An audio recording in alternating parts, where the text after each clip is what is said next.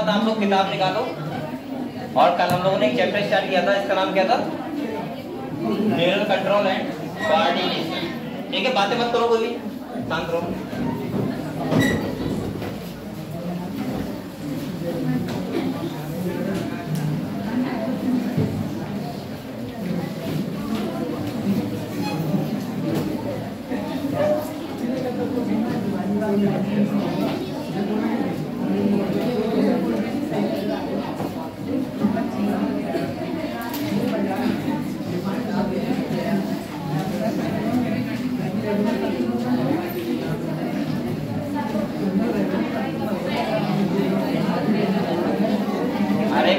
तुम लोग 5 में बैठे हो बेटा, इधर क्या इधर सीट है तो खाली कर सही बैठे हो? ठीक है।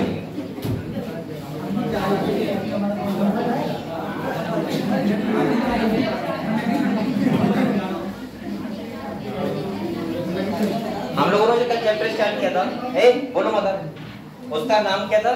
Neural control and coordination. मैंने कहा था बेटा हमारा बॉडी जो कंट्रोल होता है वो बेसिकली उसमें दो सिस्टम इन्वॉल्व होते हैं, एक होता है नर्वस सिस्टम और दूसरा होता है एंडोक्राइन सिस्टम। मैंने कहा था हमारा बॉडी का जो कंट्रोलिंग सिस्टम होता है, यानी कि मैं बोल सकता हूँ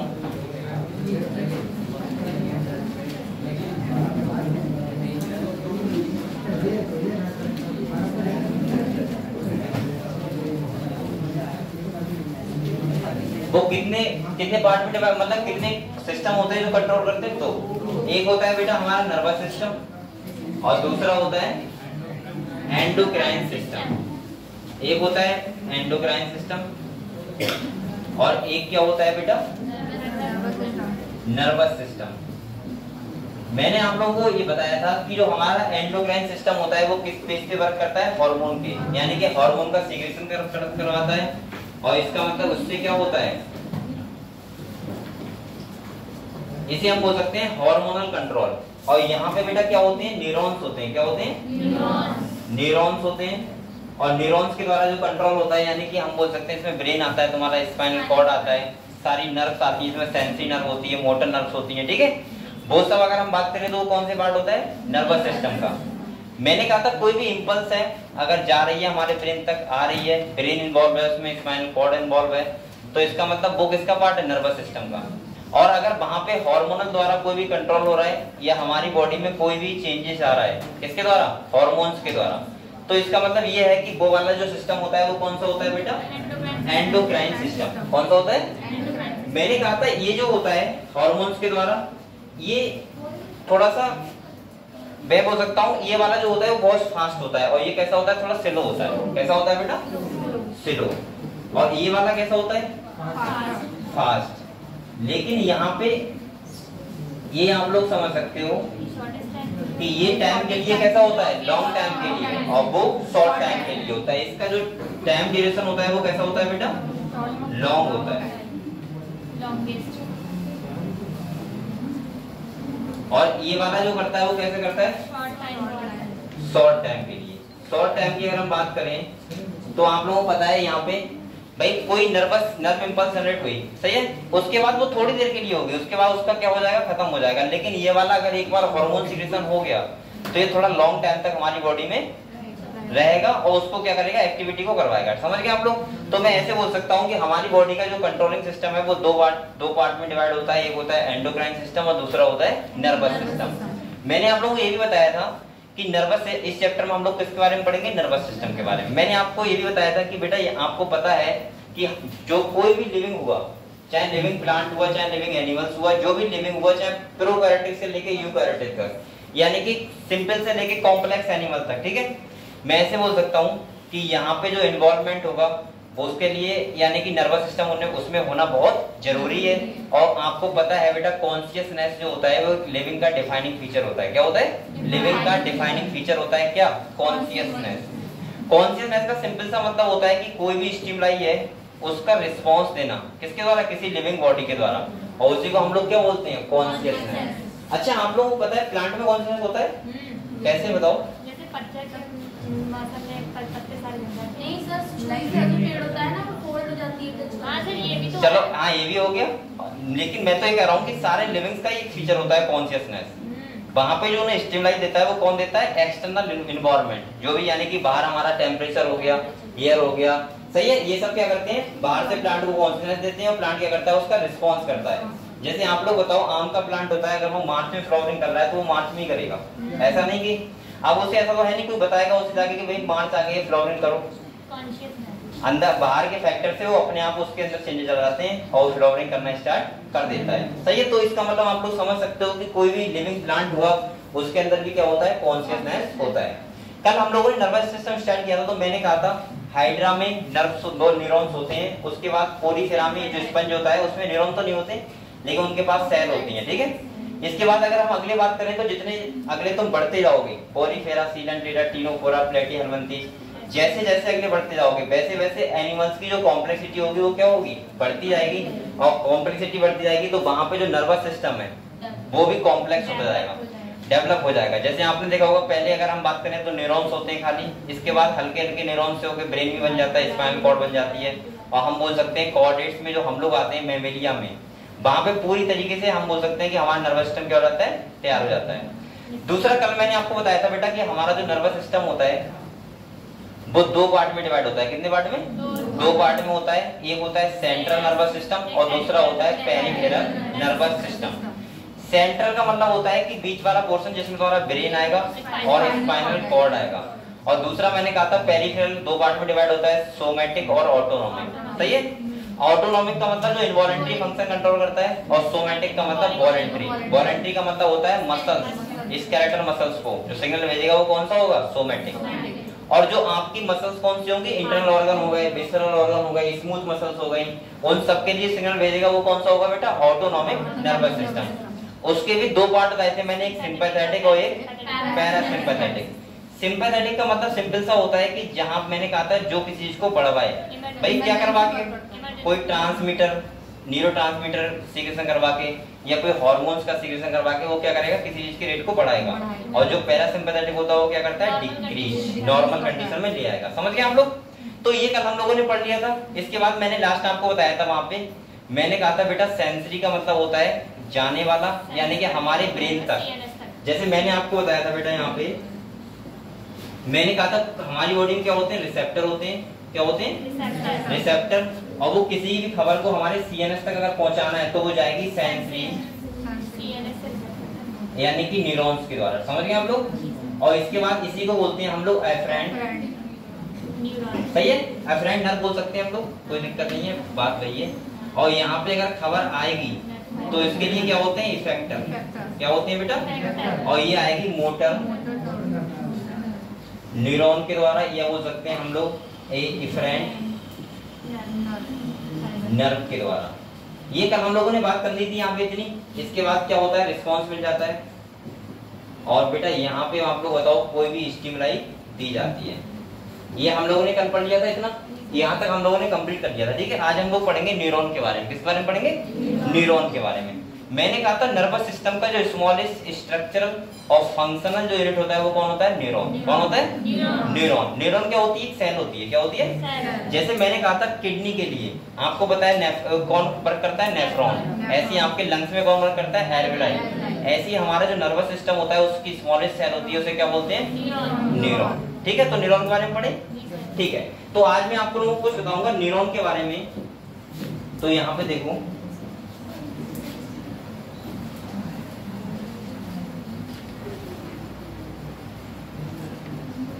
ऐसे हमारी बॉडी में क्या होते हैं बेटा? बहुत सारे न्यूरॉन्स होते हैं। क्या होते हैं? न्यूरॉन।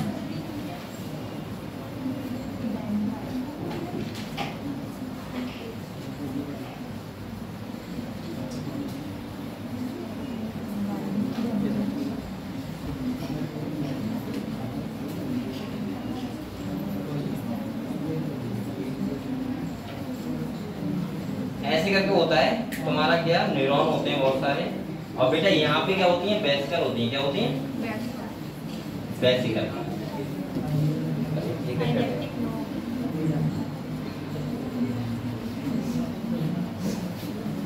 यहाँ पे देखो, ये क्या है बेटा? न्यूरॉन से एक। तो मैंने कहा था यहाँ पे बीच में क्या होता है? इसके न्यूक्लियस होता है। और इसके बाद इसमें क्या भरा होता है?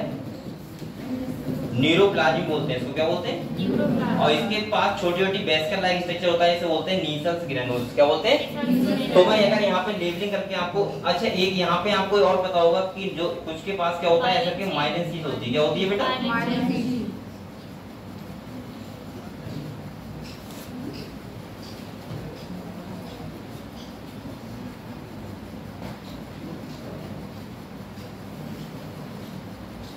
ऐसे करके क्या होती है बेटा? माइलिन शीथ होती है। यहाँ पे क्या होता है, एक सेल होता है जिसे बोलते हैं स्वान सेल, क्या बोलते हैं? तो यहाँ पे अगर हम बात करें तो मैं अगर यहाँ पे दिखाऊंगा आप लोगों को, तो ये क्या होते हैं? डेंड्राइट्स, क्या होते हैं? ये ऐसा क्यों हो रहा है कि अपने आप से चल रहा है, खत्म हो गया? देखो दो कलर दे रहा है।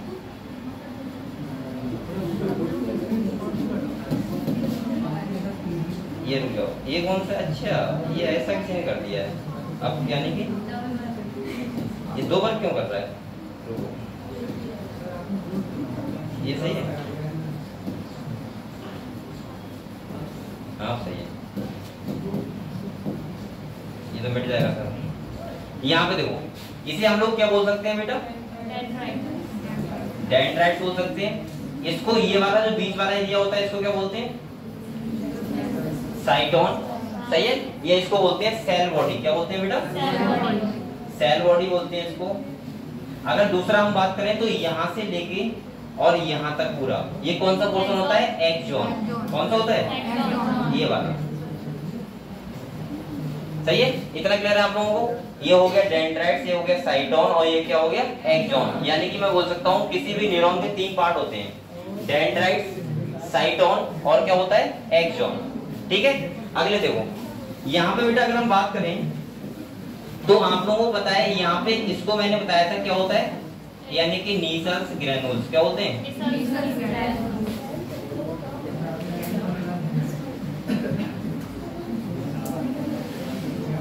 और इनका काम होता है फॉर्मेशन क्या करना? प्रोटीन, क्या करना होता है? यानी कि प्रोटीन फॉर्मेशन, क्योंकि यहाँ पे राइबोसोम होते हैं। दूसरा अगर हम बात करें, आप लोगों को पता है बेटा यहाँ पे ये वाला पोर्शन कौन सा है? इसके अंदर भी क्या होता है? लिक्विड वाला होता है, क्या हो रहा होता है?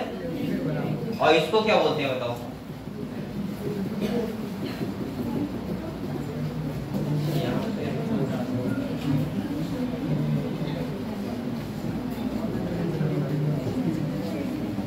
यहाँ पे देखो, इस वाले को जो ये होता है इसको क्या बोलते हैं बेटा? इसको बोलते हैं माइलिन शीथ, क्या बोलते हैं? माइलिन शीथ बोलते हैं। और मैं यहाँ पे बोल सकता हूँ इसको जो सेल होता है इसको बोलते हैं स्वान सेल, क्या बोलते हैं? स्वान सेल बोलते हैं इसको। दूसरा आपको पता है इनके बीच खाली डिस्टेंस होता है इसको बोलते हैं नोड ऑफ रेनबियर। ये बताओ यहाँ तक इतनी बात आपको क्लियर हो गई? मैंने क्या बोला? डेंड्राइट्स, साइटोन, एक्सॉन, इसके बाद ये जो होता है इसे बोलते हैं माइलिन शीथ। और बेटा यहाँ पे बीच में सेल होता है इसे बोलते हैं स्वान सेल। और माइलिन शीथ के बीच में खाली जगह होती है उसको बोलते हैं नोड ऑफ रेनबियर। अभी बताऊंगा इनके काम क्या होते हैं, ठीक है? ये काम करता है, जो ये माइलिन शीथ होता है ये काम करता है इंसुलेटर की तरह। इंसुलेटर का मतलब क्या होता है? कुछ अलग, यानी कि जहाँ पे कोई भी इंपल्स ट्रांसफर नहीं होगी। अगले अगर हम बात करें तो इनको क्या बोलते हैं बेटा? इन्हें बोलते हैं साइनेप्टिक नोब ना, और इसे बोलते हैं एक्सॉन टर्मिनल। एक्सॉन टर्मिनल, यहाँ तक क्लियर है बेटा? इसके बाद जो अंदर इसके लिक्विड भरा हुआ है उसको बोलते हैं एक्सोप्लाज्म। और बेटा यहाँ पे जो मेम्ब्रेन होती है इसकी, इसको बोलते हैं एक्सोलेमा। क्या बोलते हैं? ये एक न्यूरॉन का डायग्राम है। किसका डायग्राम है? न्यूरॉन्स का डायग्राम है। जो हम बोल सकते हैं इसके तीन पार्ट होते हैं। पहला होता है डेंड्राइट्स, दूसरा मैंने क्या बताया? साइटोन, और तीसरा बताया क्या बेटा? एक्सॉन। इसके बाद मैंने कहा यहाँ पे ये वाला डेंड्राइट्स वाला पोर्शन है। इसके बाद यहाँ पे इस एरिया को बोलते हैं हिलम। क्या बोलते हैं? सही है? और बताओ इसमें कोई पार्ट बचा? इसके बाद तुम्हारा ये हो गया माइलिन शीथ, यहाँ पे स्वान सेल हो गया, एक्सोप्लाज्म हो गया, एक्सोलेमा हो गया, और नोड ऑफ रेनबियर हो गया।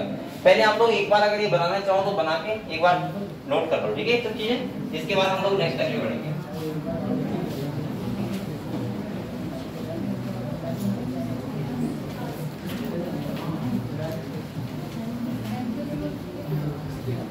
एक्सोलेमा होता है एक्सोन की मेम्ब्रेन, जिसे बोलते हैं एक्सोलेमा।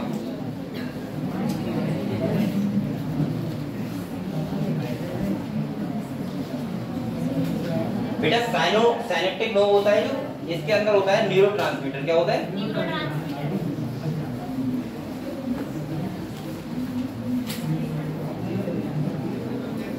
ठीक है।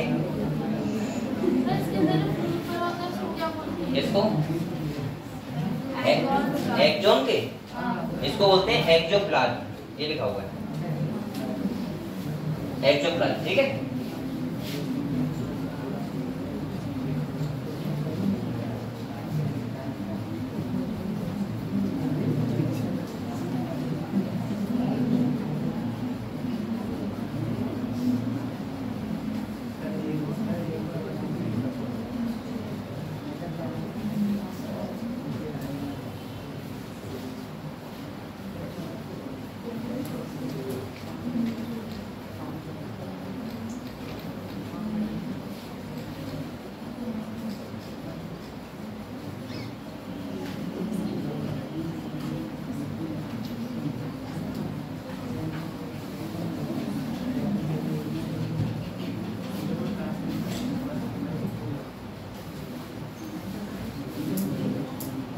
यहाँ पे पूरा पेज किसका है? न्यूरॉन का। किसका है? न्यूरॉन का।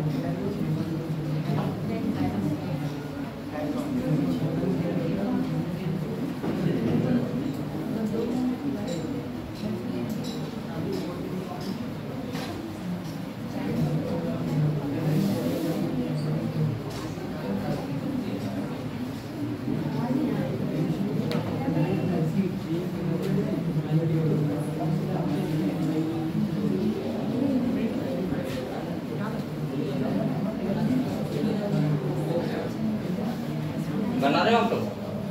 ठीक है, आराम से बनाओ। ये ऐसे नहीं होता है, सुनो ऐसा होता है।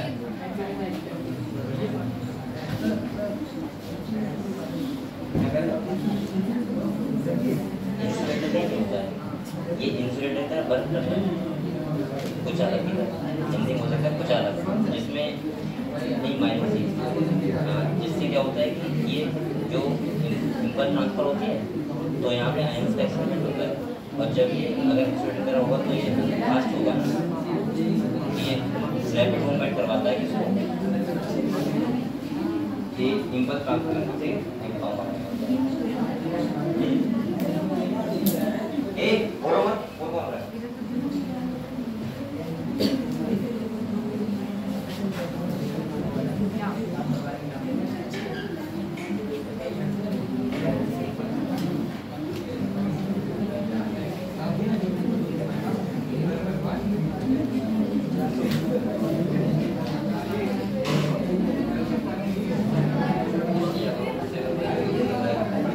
ये तुम लोग क्यों बोल रहे हो? क्यों बात कर रहे हो? वाटर पहले नहीं आता, जल्दी जाओ। एक जाना एक कोई ज्यादा खूबसूरत जाओगे ना।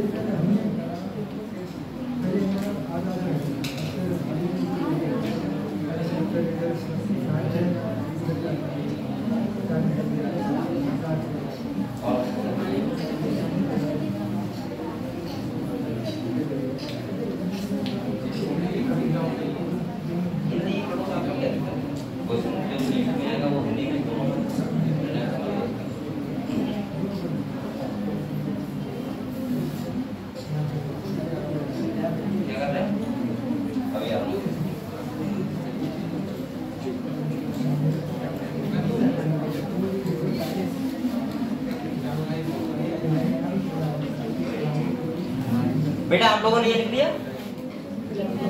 ये समझ लिया।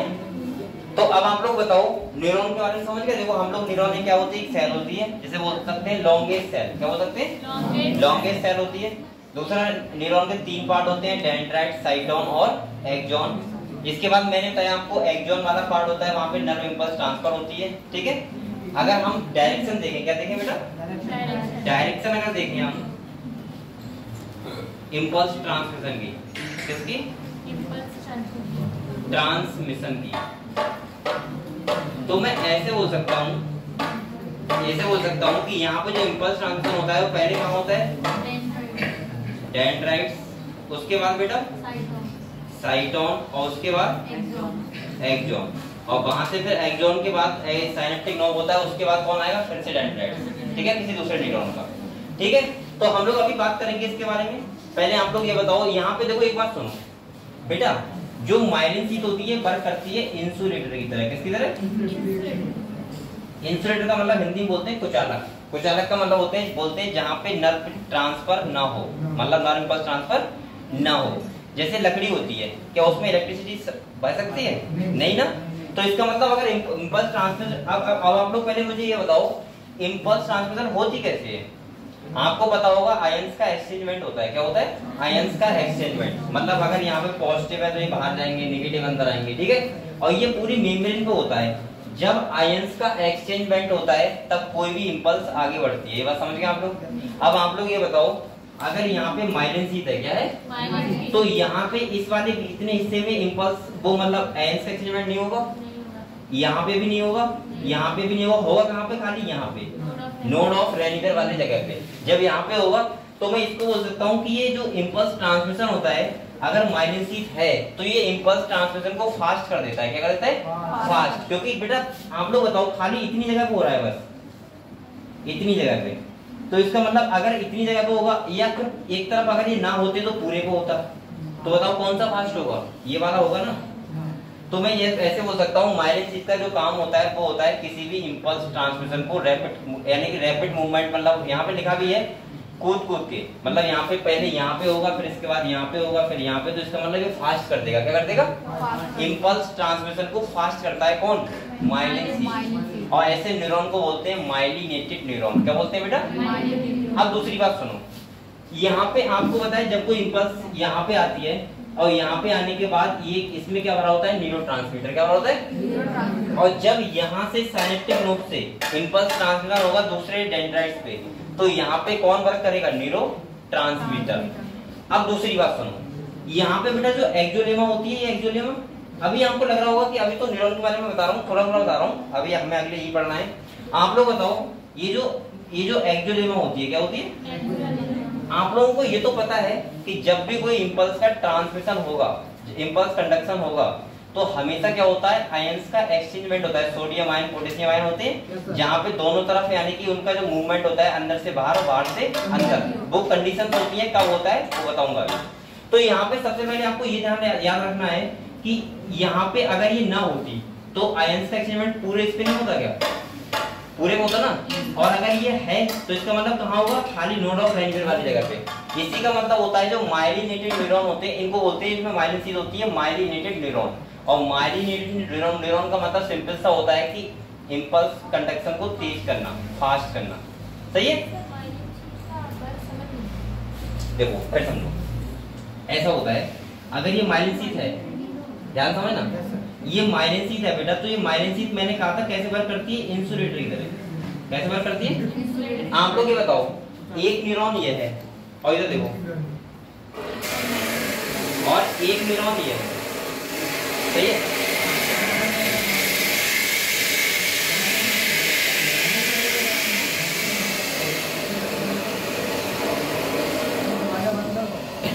अब बताओ ये क्या है, एक्सॉन है, एक्सॉन है।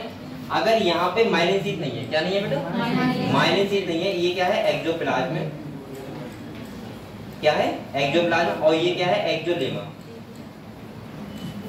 ठीक है, ये एक्सोलेमा है। आप लोग बताओ अगर यहाँ पे माइलिन शीट नहीं है और इंपल्स ट्रांसमिशन होगी, अगले बढ़ेगी, तो यहाँ पे ऐसा होता है कुछ पॉजिटिव नेगेटिव बाहर होंगे, ऐसा कुछ होता है। जब इंपल्स का ट्रांसफर होता है, अगले बढ़ता है ट्रांसमिशन, तो ये एक्सचेंजमेंट होता है, यहाँ पे गेट और चैनल लगे होते हैं, सोडियम गेट, पोटेशियम गेट या सोडियम पोटेशियम चैनल, इस मेम्ब्रेन पे लगे होते हैं।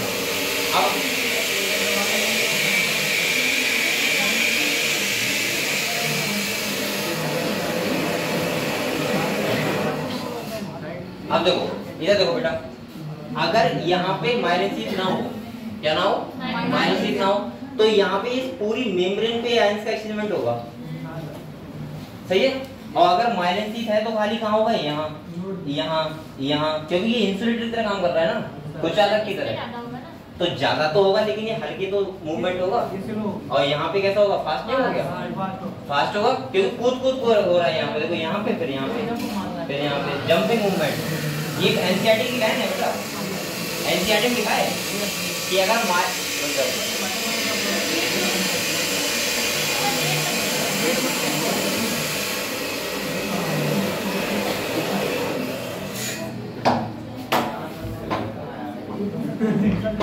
क्या है, पत्थर लगा हुआ, कहाँ पे लगा, वो गेट पे उधर।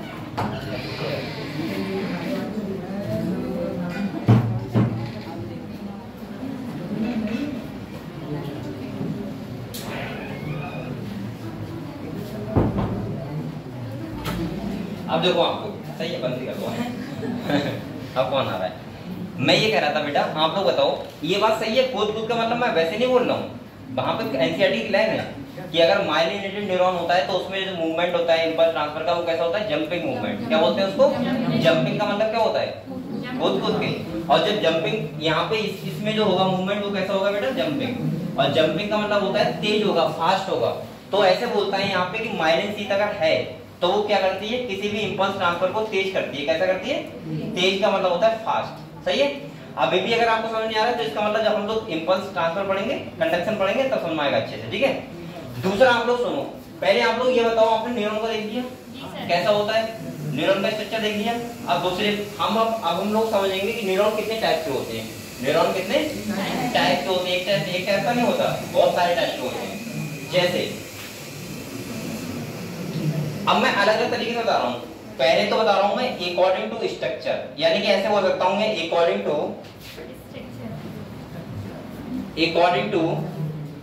डेंड्राइट्स और एक्सॉन, डेंड्राइट्स और एक्सॉन।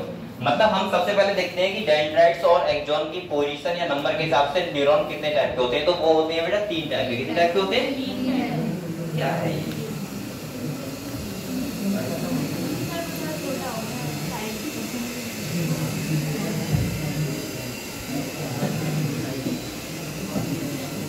कितने टाइप के होते हैं ये बेटा? चलो चलो, ये 3 टाइप के होते हैं, ठीक है। पहले होते हैं जिन्हें बोलते हैं क्या, यूनिपोलर। दूसरे होते हैं बेटा बाइपोलर, और तीसरा जो होते हैं वो होते हैं मल्टीपोलर। अब यहाँ पे तीसरी बात सुनो, आप लोग पता है यूनिपोलर जो होते हैं वो न्यूरॉन कौन से होते हैं बेटा, इसमें साइटोन होता है और एक क्या होता है, एक्सॉन। और यहाँ पे डेंड्राइट्स क्या होते हैं, एब्सेंट। यानी कि मैं बोल सकता हूँ यहाँ पे ये क्या है बेटा, साइटोन, और ये क्या है बेटा, और यहाँ पे डेंड्राइट्स क्या है, मैं इसलिए दे रहा हूँ डेंड्राइट्स एब्सेंट। अगर डेंड्राइट्स एब्सेंट है तो उस ऐसे न्यूरॉन क्या बोलते हैं, यूनिपोलर। और ये होते हैं एम्ब्रियोनिक स्टेज में। किसमें होते हैं, तभी तो आपने देखा है छोटा बच्चा होता है उसका जो ये वाला जो इंपल्स ट्रांसफर होता है वो बहुत तेज नहीं होता, सही है। आपने देखा होगा उसका नर्वस सिस्टम भी बहुत तेज नहीं होता। इसीलिए आपने देखा छोटा बच्चा होता है, अगर किसी गर्म चीज को पकड़ भी लेगा, इसने कोयला पकड़ लिया गरम, उसका हाथ जल जाएगा लेकिन उसको छोड़ेगा नहीं, सही है। उसकी जल्दी उसके पास जल्दी सिग्नल ही नहीं आएगा। जैसे आप लोग गर्म चीज पकड़ते हो तुरंत हटा लेते हो, लेकिन छोटा बच्चा होगा वो पकड़ेगा तो पकड़ा ही रहेगा, रोता रहेगा, दर्द होगा तो, लेकिन उससे हटाएगा नहीं, उसके हट जाए।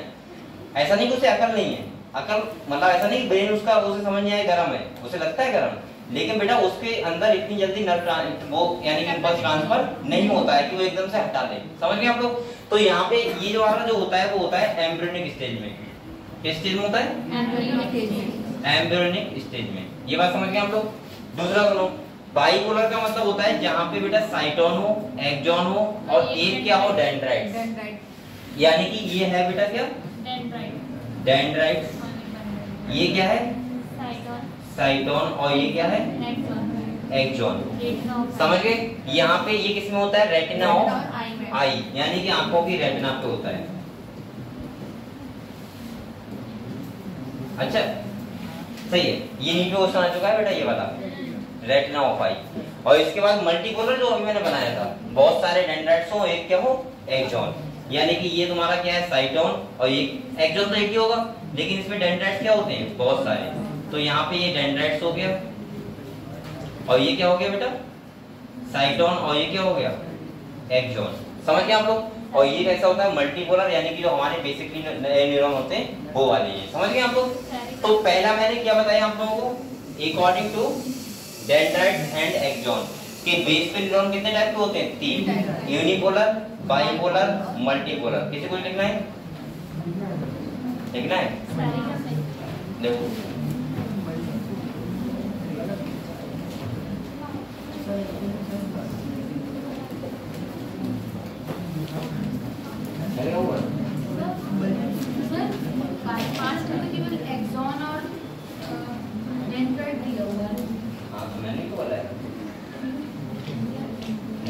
तो हो गया होगा वो, ये वक्त वो यहाँ पे ये कह रहा है खाली, क्योंकि हमने देखो वो ऊपर मैंने बोला डेंड्राइट्स एक्सॉन के बीच में साइटोन तो हो गया होगा।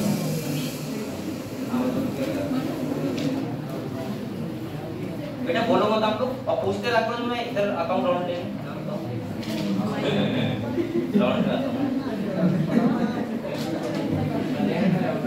बैठ जाओ तुम लोग, देखो एक्सॉन।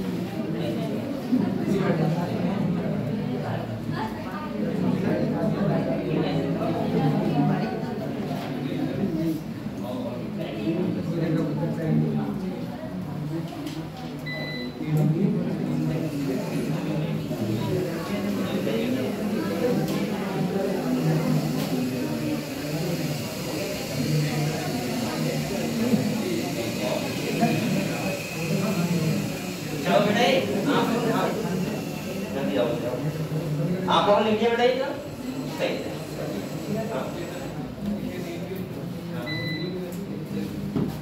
ये सब खाली जगह पे यहाँ पे माइनस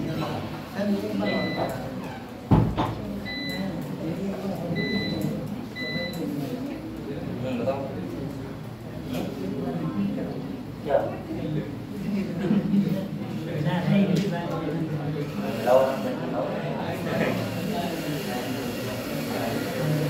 आप लोग अगर इससे ये है और वहाँ पे ऐसा बोलिए इससे ज़्यादा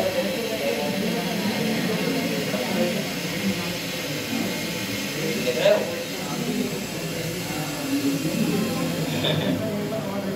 अब मैं सैन नहीं है क्यों बेटा आप लोगों ने ये लिख लिया, बताओ लिख लिया सब लोगों ने, देखो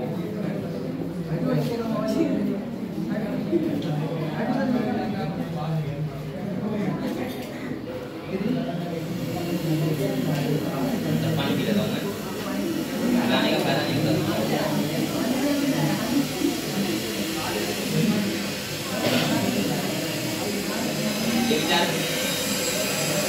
ये पानी लेके आते हैं, मैं पी लेता हूँ पूरा। अब 2 बोतल लेके आना था, ठीक है? चला बताओ क्या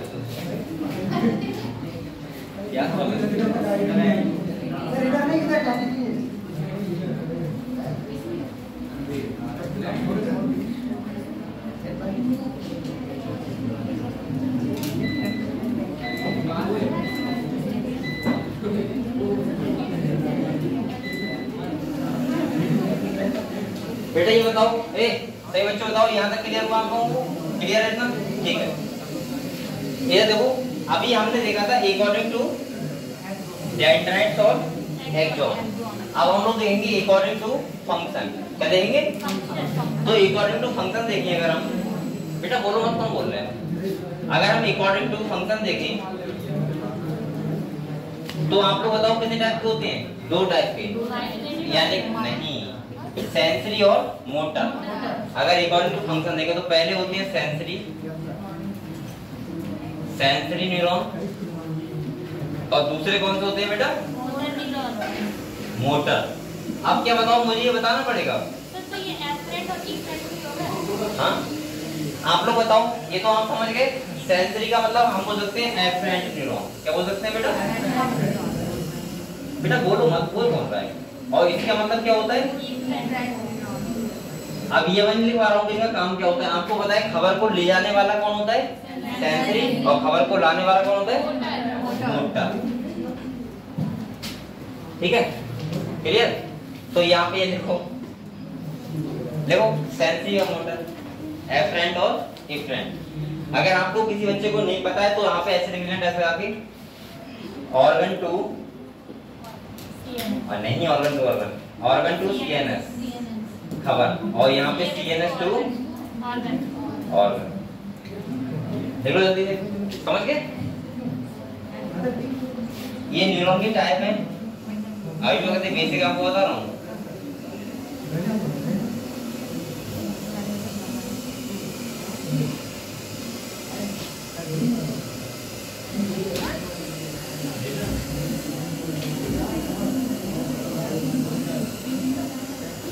आवाज नहीं करो, कम आ रही है, ओवर दिया जल्दी नहीं हुए। अरे जल्दी क्यों नहीं?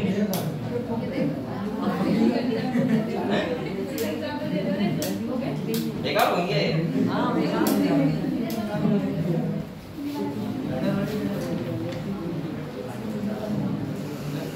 देख लिया बेटा? ये देख लिया? देखो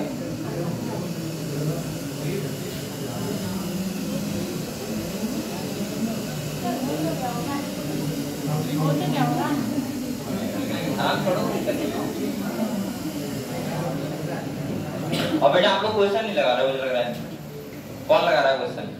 अगर आप लोग क्वेश्चन लगा रहे तो आपको डाउट ही नहीं होंगे बिल्कुल, और डाउट नहीं होंगे तो पूछोगे ही नहीं। क्वेश्चन लगाओ, ठीक है? हर चैप्टर के। अभी पीछे वाला चैप्टर लगा नहीं क्वेश्चन? लगाए सारे? थोड़े से, क्या नहीं ज्यादा लगाओ। इधर देखो, ये लिख दिया आप लोगों ने? देखो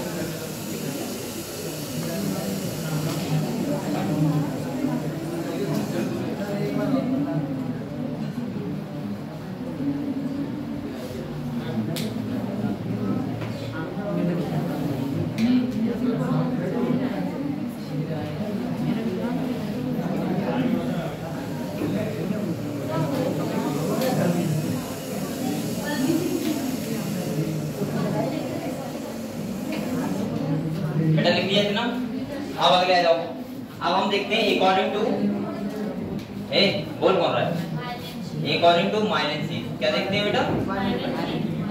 माइलिन के बेस पे भी 2 टाइप के होते हैं। एक होते हैं माइलिनेटेड और एक होते हैं नॉन माइलिनेटेड। तो पहले होती है बेटा माइलिनेटेड,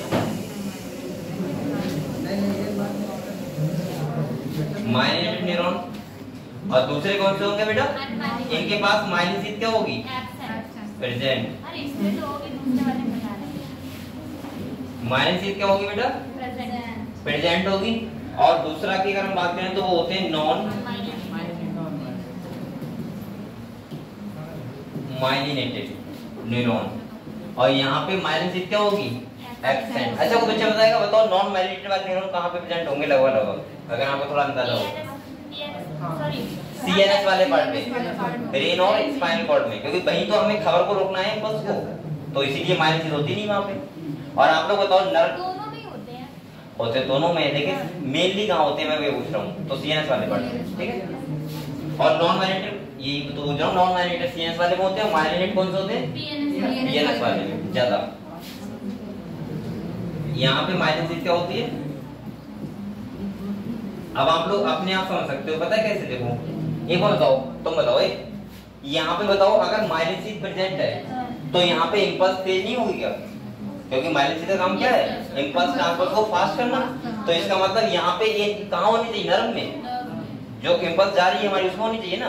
और हमें ब्रेन वाले पार्ट में तो खबर को रोकना होता है, सोचना होता है ना, तो उसका मतलब क्या है कि वहां पे इंपल्स रुके हल्के, तभी तो वहां पे होते हैं ऐसे एरिया, तो वहां पे खबर को हम एनालाइज करते हैं, तो वहां पे लगभग कौन से होते हैं, नॉन माइलिनेटेड, समझ गए। और वैसे होते दोनों जगह, मतलब सीएनएस में ऐसा नहीं कि ये वाले नहीं होते, ये भी होते हैं माइलिनेटेड, ठीक है। मोस्टली अनमाइलिनेटेड होते हैं, वो पीएनएस वाले होते हैं। फिर से गलत बोला, मोस्टली माइलिनेटेड जो होंगे वो होंगे पीएनएस वाले पार्ट में,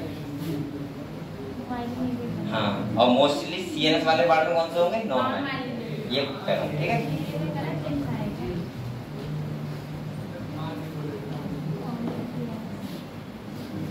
क्या लिखा है इसमें,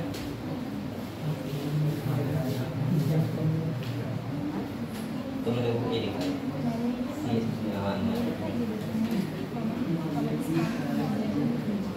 और यहाँ पे क्या लिखा है, ये माइनस अरे ये सेट नहीं होगा, लिखा है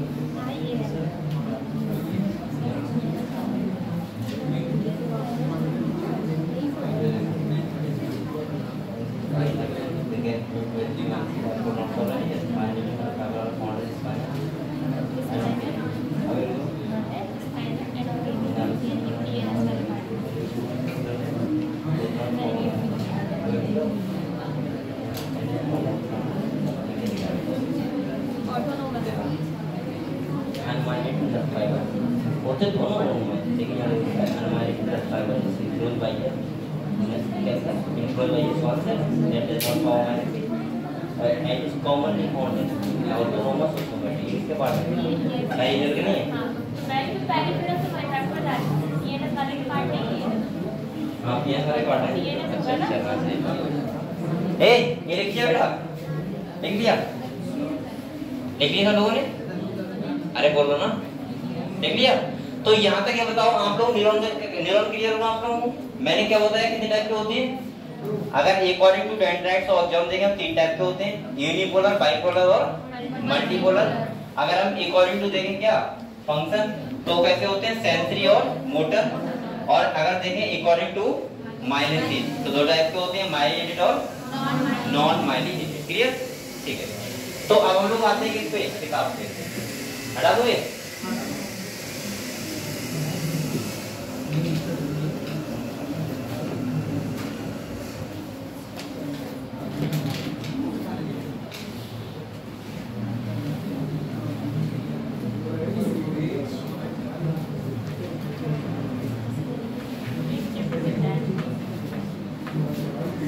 इसके बाद एक चैप्टर हो जाए ना,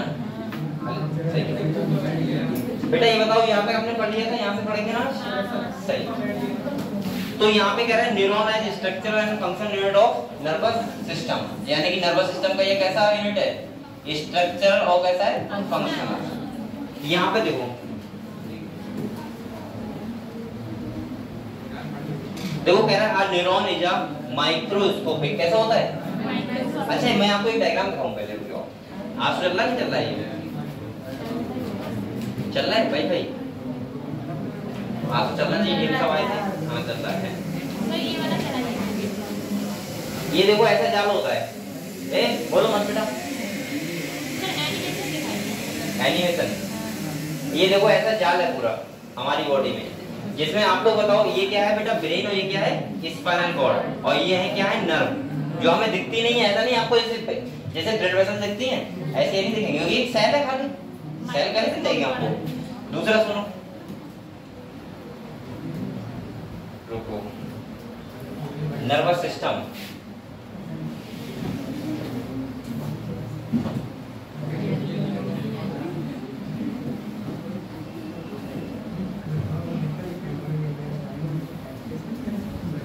ये देखो है,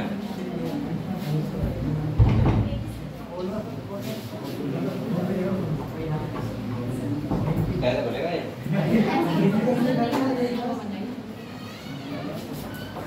यहाँ पे देखो बेटा, ये दिखाऊं आपको? चलो ये देखो। अरे क्या आ गया? क्या हुआ? चलो आंख बंद कर लो। और गला डाला है।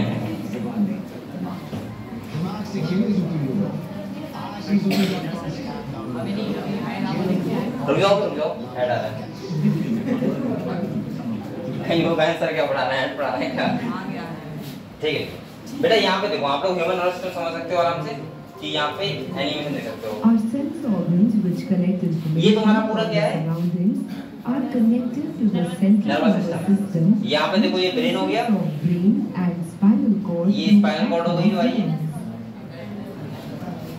If something happens that requires taking action, for example, if football is flying towards you, then the central nervous system receives impulses from the sense organ and it generates response which is carried to muscle through efferent nerve, and here that response will make the leg muscles contract to kick the ball. अब बेटा यहाँ से कुछ signal तो आया होगा brain से, तभी इसने किक किया है बॉल को।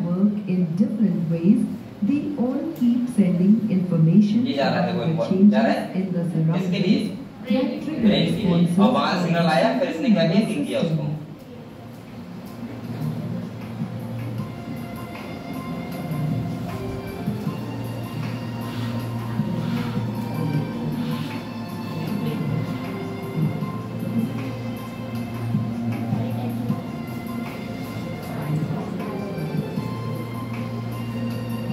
ये नर्व्स हो गई, इसमें क्रेनियल आएंगे, वो कौन से आएंगे? स्पाइनल।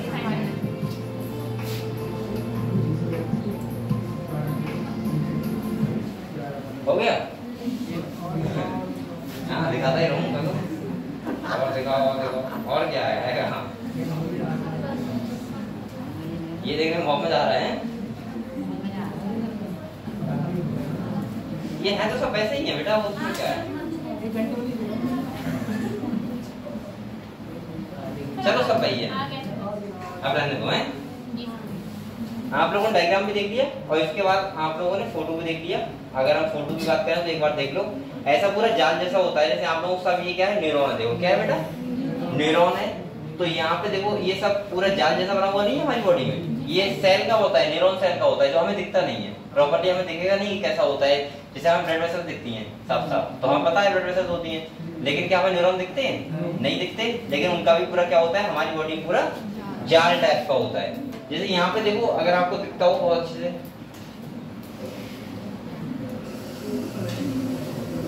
ये पूरा है बना हुआ, ये वाला देखो, यहाँ पे देखो पूरा ये सब लिखा हुआ भी है। देखो यहाँ पे ये पूरा ऐसे जाल टाइप का होता है, हमारी बॉडी में हर एक पार्ट तक गया हुआ होता है। देखो है क्या हुआ? जिससे क्या होता है? इंपल्स ट्रांसफर होता है और हमारा ब्रेन, और ये क्या है? स्पाइनल कॉर्ड, यहाँ तक कोई खबर जाती है, यहाँ से क्या आता है? सिग्नल आता है वापस, और पूरा ये हमारी बॉडी में क्या है? ये नर्वस सिस्टम है पूरा। समझ गए हम लोग? तंत्र का तंत्र जैसे बोलते हैं। तो पढ़ लेते हैं, पढ़ लो।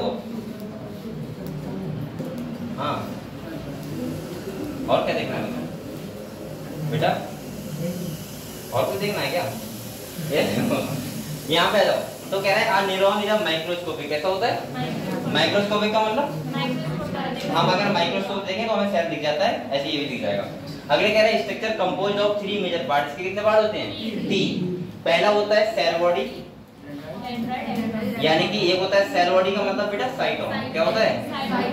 और दूसरा डेंड्राइट्स और तीसरा एक्सॉन होता है।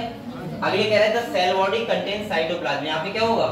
Cytoplasm with typical cell organs and certain granular body, इसे बोलते हैं नीजल्स ग्रैन्यूल्स।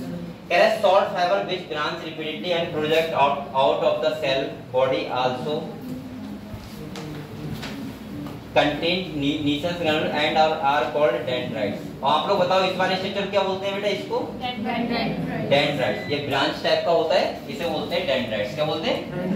अगले देखो कह रहा है these fibers transmit impulse toward the cell body। आप लोग बताओ यहाँ से जो खबर जाएगी वो कैसे जाएगी? सेल बॉडी से जाएगी, सेल बॉडी से कहाँ जाएगी? एक्सॉन तक जाएगी। ठीक है, तो यहाँ पे ये कह रहा है the axon is a long fibre. कैसा होता है? लॉन्ग होता है एक्सॉन। और अगले कह रहा है बेटा the distal end of each branch terminate as a bulb like structure, जिसे बोलते हैं साइनेप्टिक नोड। तो ये वाला देखो स्ट्रक्चर बेटा, ये होता है, ये क्या होता है? ये साइनेप्टिक नोड होता है। ये सही है, इन्हें बोलते हैं एक्सॉन टर्मिनल। क्या बोलते हैं? और ये क्या है बेटा? एक्सॉन है। ठीक है, इसके बाद मैंने कहा था यहाँ पे ये क्या है? माइलिन शीथ है। यहाँ पे है माइलिन शीथ, और माइलिन शीथ के बीच वाला जो गैप होता है उसको बोलते हैं नोड ऑफ रैनपियर। क्या बोलते हैं?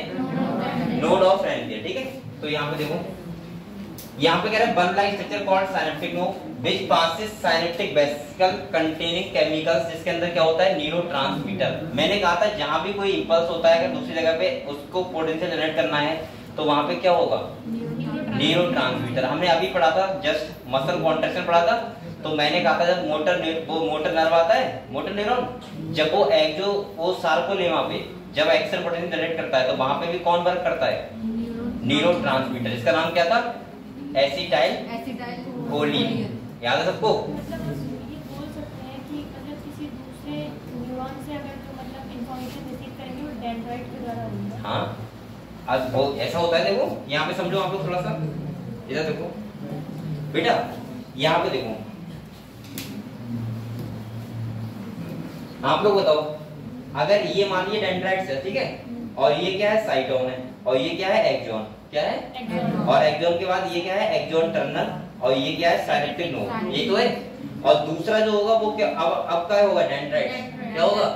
और इसके बाद फिर से साइटोन होगा, फिर से एक्सॉन। तो आप लोग बताओ अगर इस वाले न्यूरॉन से इंपल्स ट्रांसफर हो रहा है तो यहाँ पे सबसे पहले रिसीव कौन करेगा? डेंड्राइट्स। कौन करेगा? और जो यहाँ पे इस वाले गैप को बोलते हैं साइनेप्टिक क्लेफ्ट।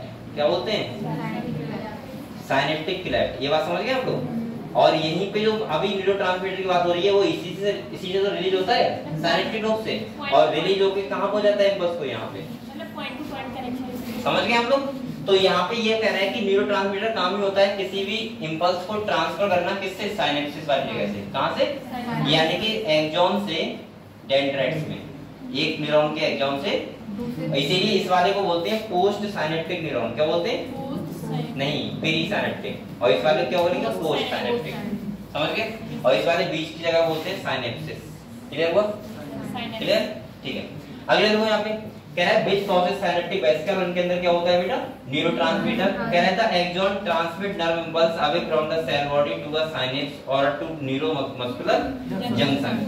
अब आप लोग ये बताओ न्यूरोमस्कुलर जंक्शन समझ रहे हैं क्या मैं बोल रहा हूँ? यानी कि आप लोग बताओ न्यूरॉन टू न्यूरॉन पहले इंपल्स आएगा और लास्ट में आना कहाँ है? मसल्स के पास भी जाना है, और मसल्स के पास जाएगा तो मसल्स के पास होती है सार्कोलेमा। क्या होती है? मसल्स की मेम्ब्रेन को बोलते हैं सार्कोलेमा।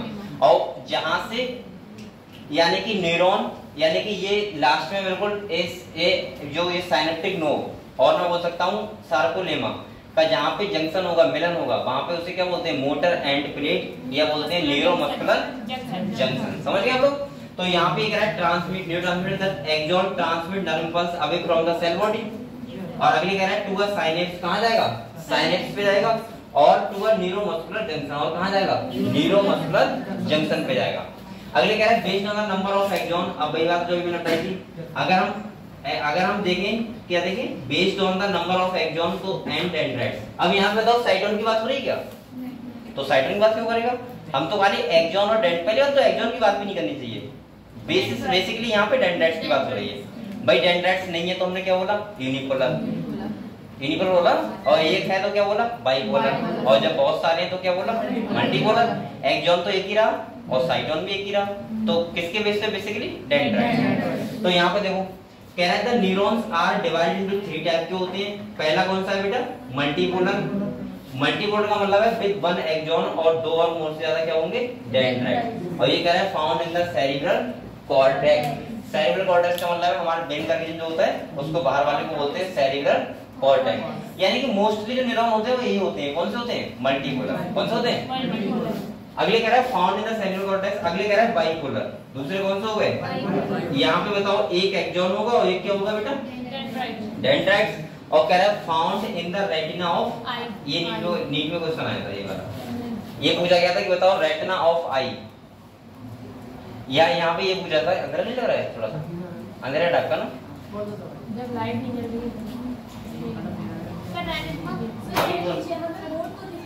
अच्छा बोर्ड दिख रहा है, सही है।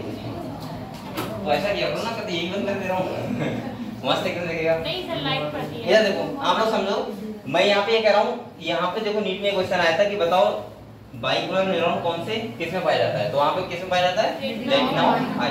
तो यहाँ से एक बात और ध्यान रखना, नीट में एक वो होता है, जिस टॉपिक से क्वेश्चन आता है नीट में लगभग थोड़ा बहुत हटके उसी टॉपिक से आता है, क्योंकि बेटा सिलेबस तो वही है।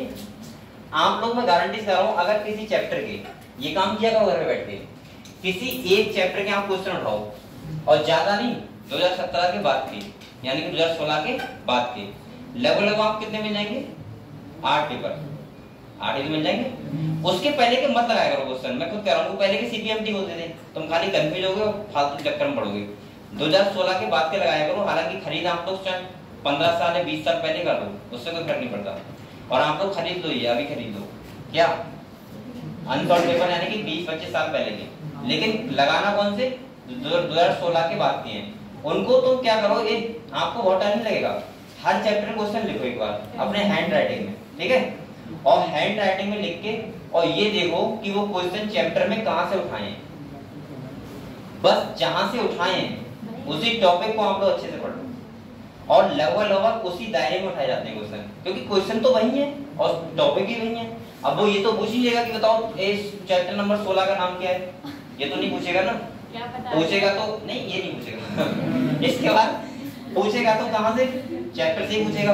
अगर आपने इतना काम कर लिया, बायोलॉजी बात कर रहा हूं मैं गारंटी से कह रहा हूं 10-12 क्वेश्चन हो सकते हैं इधर-उधर थोड़ा हो जाए, वरना आपके लगभग सारे क्वेश्चन सही होंगे। मैंने क्या बोला, क्या करना है, क्या करना है? ध्यान रखो भाई, बातें करना है। क्या बातें करना है? मैंने बताया, सुना तुमने? मैं ये कह रहा हूँ आप लोग आराम से 5 साल या 6 साल तक के 2018 के बाद के क्वेश्चन उठाओ सब, और अगर एक चैप्टर में 2 आए तो मान लीजिए कितने क्वेश्चन हो जाएंगे चैप्टर में? 4 साल के 8 हो जाएंगे, 10 मान लो। एक चैप्टर के 10 क्वेश्चन आप लोग लिखो, कहाँ पे? कॉपी में लिखना, उस पे नहीं, कॉपी में लिखो हर चैप्टर के, और वो 10 क्वेश्चन ये देखो कि कौन से टॉपिक से आए उस चैप्टर में। मैं कतई 100% बता रहा हूँ, जहां से 10 क्वेश्चन पूछे होंगे आप देखना, लगभग वो 10 क्वेश्चन हर साल उसी टॉपिक, उसी को एक घुमा फिरा के पूछे होंगे। हाँ, आप लोग ऐसा करिए करो, ये काम आपको करने का काम है। और आप लोग ये कोशिश करना कि जो 10 क्वेश्चन जिस टॉपिक से उठाए हैं उनको तो हम बहुत अच्छे से पढ़ लो, और अगर कोई भी क्वेश्चन आपको बाहर का मिले 2016-17 के बाद का जो एनसीईआरटी में ना लिखा हो, वो मुझे बताना, ठीक है? आप लोग ये कर सकते हो आराम से, और मुझे दिखाना कि सर ये वाला क्वेश्चन एनसीईआरटी हमारे कहीं भी नहीं मेंशन है, तो मैं आपको समझाऊंगा कि क्यों मेंशन नहीं है, या फिर मैं आपको समझाऊंगा कि इसका बोलने का तरीका थोड़ा अलग है, लेकिन आप समझ नहीं पाए। और अगर आपने इतना काम किया तो मुझे लग रहा है अगर आप पूरी एनसीईआरटी कर लो, जितने कितने चैप्टर लगे हुए हैं, 33-34 चैप्टर है हमारी बायोलॉजी में, और टोटल में 10-10 क्वेश्चन लिखना पिछले 5 सालों के, आपके 200-300 क्वेश्चन से ऐसा आइडिया हो जाएगा कि क्वेश्चन नीट जो होता है वो उठाता कहां से है, कैसे टॉपिक से उठाता है, क्या बहुत ज्यादा टफ उठाता है या बहुत ज्यादा आसान उठाता है, आप लोगों को सब पता लग जाएगा। और अभी तक इतना काम तो कर ही लो जितना अपना सिलेबस हो गया है, उतने चैप्टर तो कर ही लो। और आप लोग ये करो काम आज ही करना, घर पे जाके एक एक करके उठाओ। जैसे फर्स्ट चैप्टर उठाना, इसके बाद सेकंड चैप्टर, फर्स्ट चैप्टर तो बहुत कम क्वेश्चन पूछे गए आज तक, सेकंड उठाना, इसके बाद थर्ड उठाना, फिर एनिमल उठाना, सही है, मॉर्फोलॉजी, एनाटॉमी। तो आप लोगों को ये आइडिया लगेगा कि नीट जो होता है वो क्वेश्चन कहां से लेता है, और कितने आसान लेता है और कितने कठिन लेता है, क्या एग्जाम्पल से क्वेश्चन पूछे गए, सब आपको आइडिया हो जाएगा। और बेटा एक बार हर बच्चे को ये आइडिया होना बहुत जरूरी है, जिससे आपको ये पता लग जाए कि हम लोग खाली टेंशन ले रहे हैं कि आराम से हमारा नीट में बायोलॉजी बहुत अच्छे से हो जाएगा। और आप लोगों को ये 100% बता रहा हूँ तो आपको खुद लगेगा, अगर आपने वास्तव में थोड़ा थोड़ा एवरेज पढ़ा हुआ है तो। एक तो ये है कि आपने पढ़ा ही नहीं है कोई चैप्टर, ये क्या है कि आपको अच्छा खासा आता है, तो इसका मतलब आपको खुद पता लग जाएगा कि हम लोग ज्यादा टेंशन लेने की जरूरत नहीं है। बस ये है कि मैं आपसे एक बात और बोला था, मैंने ये कहा था, एक बात हमेशा ध्यान रखना नीट में कोशिश मत करना कि हम एक चैप्टर क्या बन जाए, ज्ञाता। आपको एक चैप्टर का भगवान नहीं बनना है, आप लोगों को सारे चैप्टर को एवरेज रख के पढ़ना है। क्योंकि बेटा किसी भी टॉपिक से आपने मान लिया बायोलॉजी क्लास में पूरा तरीके से रट लिया बिल्कुल, और पता नहीं कहाँ पढ़ लिया, प्लांट किंगडम पढ़ा ही नहीं, क्वेश्चन प्लांट किंगडम से आ गया 4 उससे 1 नहीं आया, तो क्या फायदा है? आप लोग पढ़ाना नहीं, आपको तो खाली नीट का पेपर देना है, बस 90 क्वेश्चन करने हैं, कैसे भी हो जाए। मैंने कहा था अगर कोई आपके पास जादू की छड़ी हो उससे हो जाए कोई भी बात नहीं है मतलब क्वेश्चन हो जाए, समझ रहे हो? तो कैसे भी करो, तुक्का मारो, कुछ भी करो, चीटिंग करो, लेकिन मेरे हिसाब से आपके 90 क्वेश्चन वैलिडेशन हो जाए। लेकिन वहाँ चीटिंग का कोई मतलब नहीं बनता, इसलिए करने की कोशिश मत करना। कहाँ? अरे वो तो अब ऐसा तो एक्सेप्शन हर जगह है, सॉल्वर तो हर जगह बैठे हुए हैं, उनके लिए बहुत पैसा दिया जाता है। अब आप लोग अगर इतने पैसा दे सकते हैं तो क्यों यहाँ पढ़ाई कर रहे हैं? फिर तो आप लोग प्राइवेट कर लो, बीएमएस वगैरह पकड़े गए जेल भी जाते हैं, तो इससे क्या फायदा, समझ रहे हो? तो आप लोगों को तो बस 90 क्वेश्चन चाहिए। अब मैं आपसे पूरी साल से कहता हूँ, मैंने कभी भी किसी बच्चे से ये नहीं कहा होगा तुम वहां से मत पढ़ो, यहाँ से मत पढ़ो, कुछ भी करो, मुझे कोई मतलब नहीं है। पहला मतलब रहता है क्लास आया करो, और दूसरा मतलब रहता है कि आप कुछ भी करो, बस 90 क्वेश्चन कर दो। अब ऐसा नहीं कि आप लोग पढ़ तो पता नहीं हाई फाई इधर उधर वो सब कर रहे हो, टेस्ट में बैठ रहे हो 10 क्वेश्चन सही कर रहे हो, तो उससे क्या फायदा? फिर तो ये बेकार है ना आपका, फिर हमारी अकॉर्डिंग चलो। तो आप लोग ये ध्यान रखो वाले, और बकाया आप लोग पढ़ाई करते रहो, कहीं से भी करो, ठीक है? और मेहनत करते रहो, क्योंकि सिलेक्शन होगा आपका होगा बेटा, आपके दोस्त का नहीं होगा, ध्यान रखना। और जब आपका सिलेक्शन होगा तो आपका दोस्त का सबसे ज्यादा जो क्या बोलते हैं, सबसे ज्यादा खुशी नहीं होगी, हाँ चलेगा, ज्यादा दोस्ती का समझ रहे हो? वो बाहर से कह दे हाँ भाई मिठाई खिला, लेकिन अंदर से इतना रोता होगा ना वो कि वो आप लोग समझ सकते हो। जो आपका सबसे खास दोस्तों वाले यहाँ बैठे हैं, दोस्त काफी जो दोस्ती निभा रहे हैं यहाँ पे, और मुझे लग रहा है हर बेंच में दोस्ती निभाने वाले बैठे हैं, बैठे नहीं बैठे? जैसे यहाँ पे तो तुम तीनों तो नहीं हो ना दोस्त, बहुत क्लियर वाले नहीं हो, वैसे हो, लेकिन ऐसे ये दोनों देखो, सही है, ये दोनों देखो, इसके बाद ये अगले चारों तो लगता है दोस्ती है। अच्छा ये तीनों तो है ही, बैठे हैं, इसके बाद पीछे बैठे हैं ये बच्चे बैठे हैं, इतने ये दूसरा की बहनें हैं दोनों इनका तो बहुत ही ज्यादा होगा इसके बाद इनका नहीं होगा बेटा, ये बहन है, अगर एक बहन एडमिशन बन गई दूसरी हो जाएगी, ठीक है, ये मुझे सिखा देगी, अस्पताल तो में पैसा थोड़ा बहुत तो हो ही जाएगा। इसके बाद सुनो लेकिन सबसे ज्यादा बेकार कैसे लगता है? फ्रेंड, ध्यान रखना, सबसे ज्यादा इन दोनों को बहुत हर्ट होगा, नरेश पा का बीक पा, ये चले रहता है, इनको तो बहुत ज्यादा होगा इनकी तो बात में कहीं नहीं सकता। हालांकि जब भी खुश है, लेकिन अगर एक का हो गया एक का नहीं हुआ तो मम्मी छोड़ो इनका नहीं उसने कभी दिल की बात थी, मतलब ऐसा होता नहीं है कि आपने देखा होगा हमारी मम्मी होती है वो ये चीज बहुत देखती कि वो तेरा पहरा भाई देख कितना कुछ कर रहा है, तू क्या कर रहा है? ये मोहल्ले वालों का एग्जाम्पल होता नहीं होता है कि उनका लड़का देखो क्या कर रहा है, और बात भी सही है भी, तुम बोलो मत, तुम क्यों कुछ फिक्र नहीं कर रहे हो? दोस्तों का तुम छुपा लोगे, नहीं बताओगे। जैसे मैं अगर कोई दोस्त का सिलेक्शन हुआ, मैं नहीं बताता हूँ घर वालों को, वो कहते हैं कहाँ गया है, मैं कहता हूँ कुछ नहीं पता, नहीं कहाँ गया है, नहीं है। और अब भाई सामने वाले का हो गया तो मैं कहाँ छिपा लूंगा, वो तो दिखता होगा ना सामने। तो ये अब भाई ये हम एक की भावना नहीं होती है, हर किसी की भावना होती है, और ये एक अगर ये भावना न होती तो हम लोग रोबोट नहीं होते, इंसान इसीलिए हैं क्योंकि हमारे अंदर क्या है, इमोशंस है। तो इसीलिए मैं कह रहा हूँ सबसे जो आपके साथ दोस्ती निभा रहा है बेटा, दुख भी सबसे ज्यादा उसी को होगा, सुख को मतलब अगर आपका सिलेक्शन हो गया तो। इसीलिए अपना अपना देखो, किसी दूसरे चक्कर में ज्यादा जिंदगी बर्बाद मत करो, ठीक है? पढ़ाई करो मेरे से, समझ गए? अब बोलो मत बेटा, इधर आ जाओ। तो यहाँ पे मैं कह रहा था, तो ये सब बातें सीखना चाहिए आप लोगों को और समझना चाहिए, इसीलिए पढ़ाई स्टार्ट कर दो अपना अपना, ठीक है? अब लड़ाई मत करो, अभी लड़ाई के लिए मैंने नहीं बोला है कि अभी अब तो मैं इसे मार दूंगा जान से। इधर देखो, अरे अब जस्ट देख लो, पढ़ लो। यहाँ पे कह रहा है यूनिपोलर, अरे बेटा यूनिपोलर का मतलब क्या होता है? सेल बॉडी होगी और ये क्या होगा? एक्सॉन। लेकिन बताओ क्या यहाँ पे डेंड्राइट्स होगा? नहीं होगा, तो क्या बोलेंगे उसको? यूनिपोलर। अगली देखो,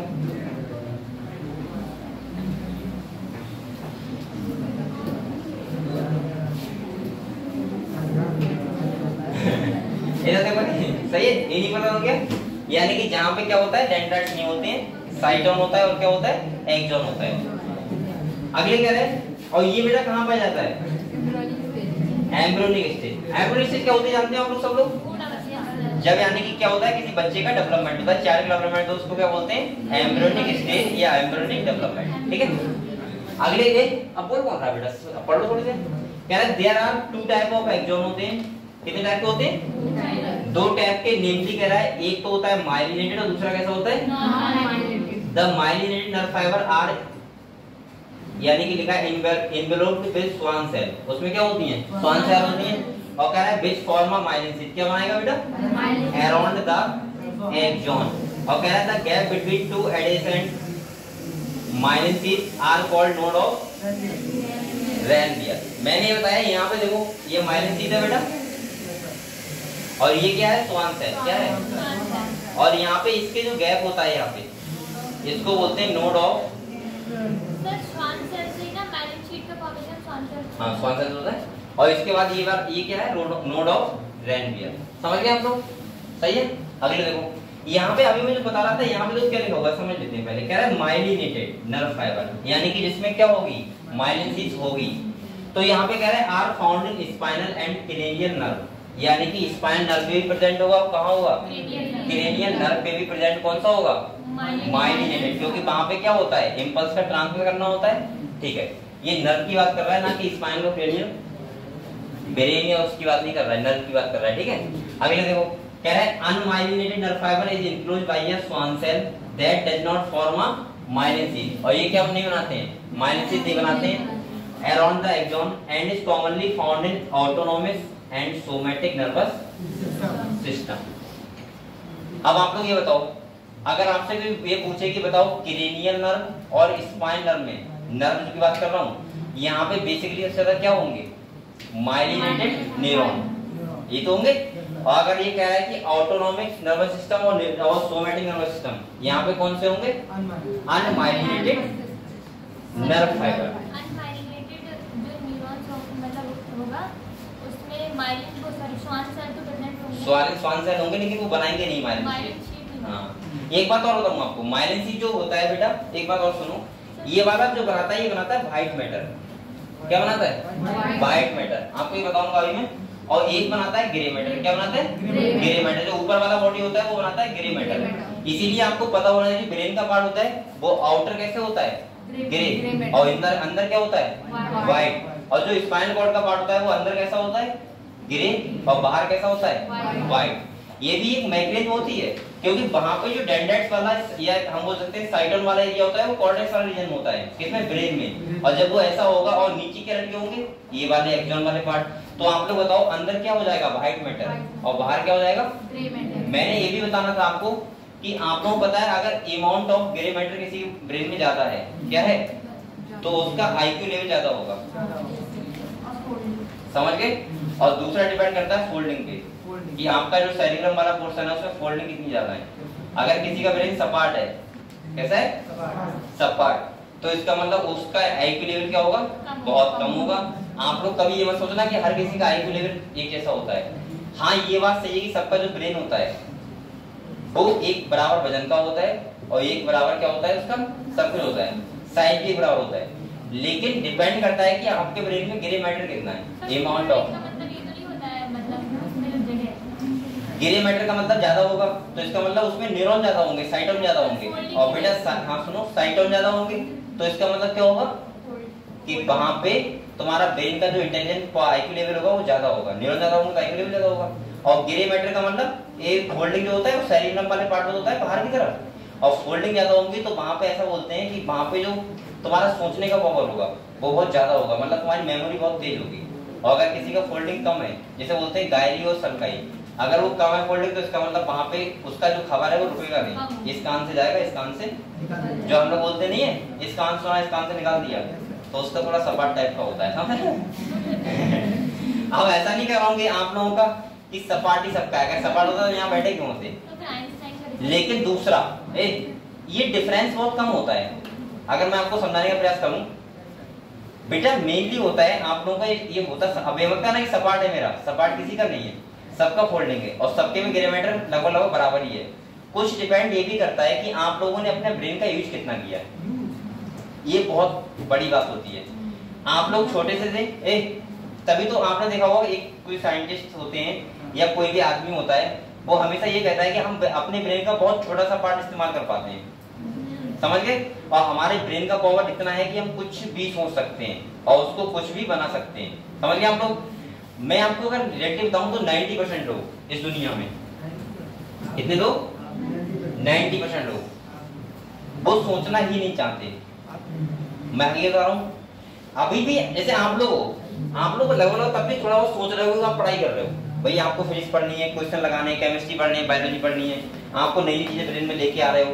अगर मैं 90% लोगों की बात करूं तो वो खुद से सोचना ही नहीं चाहते। उन्हें मतलब होता है कि सुबह उठना है, चाय बन गई, चाय पी लेंगे, उसके बाद उन्हें पता है खेल जाना है, खेल चले गए, या किसी को ऑफिस जाना है, ऑफिस चले गए। उन्हें पता है वहां पे जाके गन्ना 20 फांदी पूरी करनी है, उसके बाद घर आना है। वो घर आएगा, खाना खाएगा, उसे मतलब नहीं कि नरेंद्र मोदी क्या कर रहे हैं या दूसरा देश भी है इस देश के अलावा। उन्हें ये पता है खाली हमारा गाँव है ये और ये हमारी जमीन है, समझ गए। तो 90% लोग जब इतना ही सोचेंगे तो बताओ उनके ब्रेन का जो डेवलपमेंट होगा वो कैसे हो जाएगा। अब आप लोग सोच रहे हो सर दूसरा बात कि ब्रेन का हम डेवलपमेंट कैसे करें, आईक्यू लेवल कैसे बढ़ाएं। आईक्यू लेवल का सिंपल तरीका होता है, जैसे आप लोग एक्सरसाइज करते हो मसल्स की तो आपका मसल्स बढ़ता है, ऐसे बेटा ऐसा होता है कि आप लोग ब्रेन का जो जितना ज्यादा आप लोग यूज करोगे, जितना ज्यादा चीजें नई नई लेके आओगे। भाई किताबों में क्या है आप लोग बताओ, मैंने एक बार आपको बताया था बहुत अच्छी बात, जैसे कोई ट्रेन ड्राइवर होता है, मान लिया क्या होता है, ट्रेन ड्राइवर होता है। मुझे लगता है कि अगर वो उसे एक एग्जाम देना पड़ता है जिसमें तुम्हारा रीजनिंग होगा, इंग्लिश होगा, मैथ होगा, सही है, हिंदी होगा। बेटा एक बार बताओ ट्रेन चलाने में रीजनिंग का कोई काम है वहां पे, क्या नहीं है ना। मुझे लगता है जब तक वो पेपर जितने दिनों में तैयारी करता है, क्वालिफाई करता है, उतने दिनों अगर उसे ट्रेन का एक्सरसाइज करवाया जाए कैसे चलानी है तो वो अच्छी तरह से चलाना सीख जाएगा, बेटर। लेकिन वो पेपर पर क्यों होता है, उसका रीजन इतना होता है, खाली ये देखना होता है कि तुम्हारे अंदर ब्रेन का पावर क्या है, तुम कितना सोच पाते हो, कितना पढ़ के कितना याद रख पाते हो। जैसे आपका नीट का पेपर हो रहा है, अगर मैं रियल बोलूं तो आपका जो मेन काम रहेगा वो ये रहेगा, एमबीबीएस बनने के बाद या एमबीबीएस में पढ़ोगे तो बहुत कुछ, लेकिन जो मेन फोकस करोगे इस पे, ह्यूमन फिजियोलॉजी पे मेन फोकस रहेगा आपका। जो किस पे रहेगा, ह्यूमन फिजियोलॉजी। आप लोग बताओ कि आपका वहां पे जेनेटिक्स का कोई काम होगा, आपका वहां पे कोई प्लांट काम होगा, वहां कोई फिजिक्स का काम बहुत ज्यादा होगा कि थीटा साइन थीटा कोई लगेगा कहीं पे, या ऑपरेशन करते हुए लगाओगे कि थीटा साइन थीटा कैसे जा रहा है या कॉस थीटा कैसे आ रहा है, नहीं लगाओगे ना। हाँ थोड़ा बहुत केमिस्ट्री हो सकता है, मानूंगा मैं, कुछ केमिकल्स होते हैं इनके लिए जरूरी होता है केमिस्ट्री। बेसिकली आपका चाहिए होता है ह्यूमन फिजियोलॉजी, सही है। लेकिन फिर भी हम लोग इतना क्यों पढ़ते हैं, हमें क्यों पढ़ा जाता है, हमें खाली यही नहीं पढ़ा जाता है ह्यूमन फिजियोलॉजी बस, तो हम डॉक्टर अभी बन जाएंगे वो अच्छे तरीके से। लेकिन बेटा इसलिए पढ़ा जाता है कि आपका ब्रेन की कैपेसिटी क्या है, आप लोग इतना क्या कवर करके 3 घंटे में लिख पा रहे हो। ये पेपर, ये इसीलिए पेपर होता है और पेपर को रीजन नहीं होता, वरना पेपर का अगर यही होता तो आपका पेपर 6 घंटे कर दे वो आराम से, आप लोग 6 घंटे में करो आराम से 180 क्वेश्चन, लेकिन 3 घंटा ही क्यों रखा है। इसका मतलब है कि आप उसको कितनी जल्दी उस चीज को बता पा रहे हो उतने टाइम पीरियड में। तो ये सब मैं ब्रेन की बातें करूंगा, कल डिटेल में करूंगा, ठीक है। आपसे ब्रेन की बातें कल डिटेल में होंगी, क्योंकि हम लोग कल जो हमारा मेन फोकस रहेगा वो किस पे रहेगा, कल ब्रेन। यानी कल हमारा जो मेन टॉपिक रहेगा वो क्या रहेगा, ब्रेन। कल मैं आपको समझाऊंगा हमारे ब्रेन कितने पार्ट में डिवाइड है, उसके कौन-कौन से पोर्शन होते हैं और कैसे हमारे ब्रेन को बढ़ा सकते हैं, ठीक है। और कुछ दवाइयां भी बताऊंगा, इससे आप अपना ब्रेन भी बढ़ा दोगे, ठीक है। अब बेटा मैं परेशान नहीं कर रहा हूँ, चलो फिर कल बात करते हैं, ठीक है बेटा।